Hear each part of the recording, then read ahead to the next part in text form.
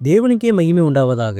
இந்த புதிய நாளிலும் கர்த்தர் உங்களுக்கு அருளும் ஆறுதலின் மன்னா. நான் உன் வாழ்வில் செய்யும் நன்மைகள் நிலைத்திருக்கும், யாரும் அதை மாற்றவோ அழிக்கவோ முடியாது. என் செயல்கள் பரிபூரணமானவை.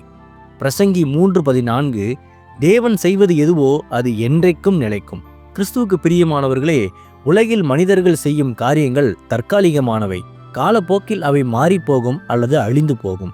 ஆனால் சர்வ வல்லமையுள்ள தேவன் உங்கள் வாழ்க்கையில் ஒரு ஆசீர்வாதத்தை தந்தால் அதை யாராலும் மாற்ற முடியாது. அவர் கட்டின வீட்டை யாராலும் இடிக்க முடியாது. அவர் திறந்த வாசலை யாராலும் அடைக்க முடியாது.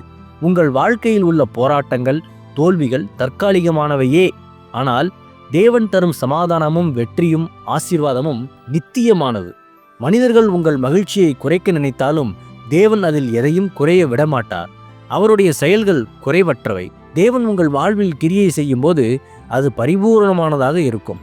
உங்கள் எதிர்காலத்தை குறித்து பயப்பட வேண்டாம். அவர் உங்களுக்காக வைத்திருக்கும் திட்டம் யாராலும் அசைக்க முடியாதது. அவர் செய்வதை விசுவாசத்தோடு ஏற்றுக்கொள்ளுங்கள். அது உங்கள் தலைமுறைகளுக்கும் நிலைத்திருக்கும். ஆமேன். ஜெபிப்போம்.